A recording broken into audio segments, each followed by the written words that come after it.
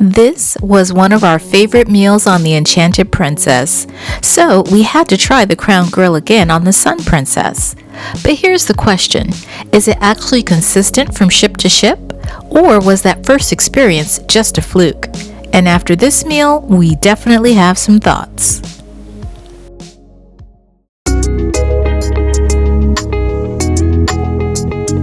Okay, so the cover charge is $46 per person here, which feels a little more expensive than it was on Enchanted. I'll double check that price. But here are your starters, your soups. Here are your starters, your soups and salads, the steaks. Make sure that if you'd like to spend a little more time here, that you pause the video so that you could read the full description of everything that's here. So right away, he's making me happy with some cheese, garlic, and mozzarella bread. I might be in seventh heaven.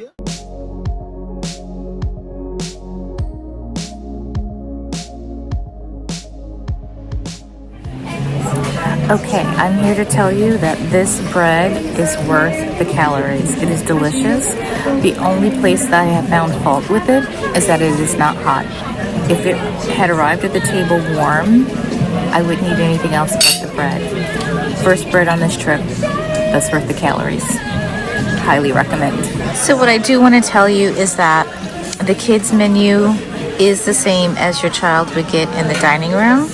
Again, I believe that this is a miss on behalf of Princess. You'll see the butcher's block video, and in that video, because the kitchen is shared by O'Malley's, we were able to get him something from O'Malley's for dinner, and that's not the case here. We have to get it from the main kitchen, unfortunately, and this is just the same as he would have gotten had we been in the main dining room, and we're paying $20 for that. So keep that in mind.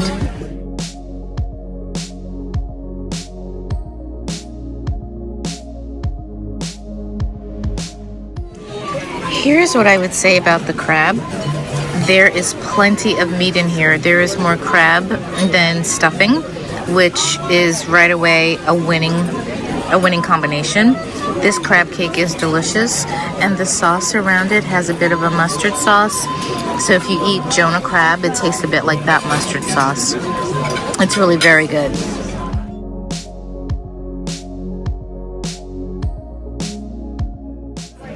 So I just tried the shrimp cocktail and it was delicious. The shrimp was firm, it was fresh, it was absolutely delicious. It was exactly as you would have expected it to be. It was a nice, sizable shrimp.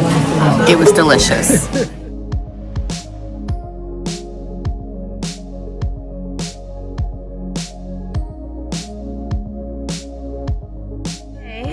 So if you've been watching my videos for a while, you know I'm picky about my bisque. This one is looking a little watery, but we'll give it a try, and I'll come back to you on it. And this is a shrimp and lobster bisque, so we'll just see how this goes.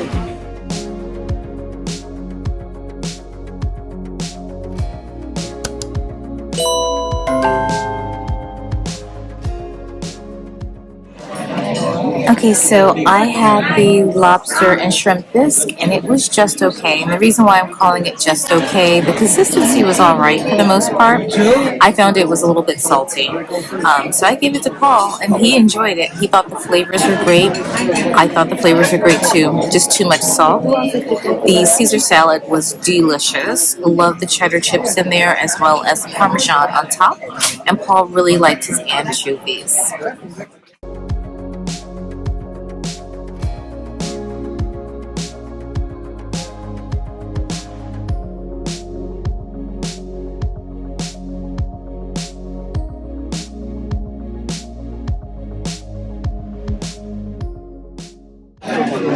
Okay, so my ribeye has arrived. This is applewood smoked salt, Himalayan salt, and charcoal salt.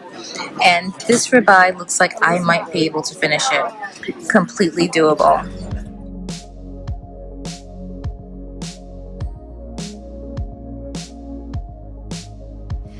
Future Denise here. We are going to talk about the Crown Grill dining experience. So to start off with, I want you to know what you should expect should you decide to dine at the Crown Grill.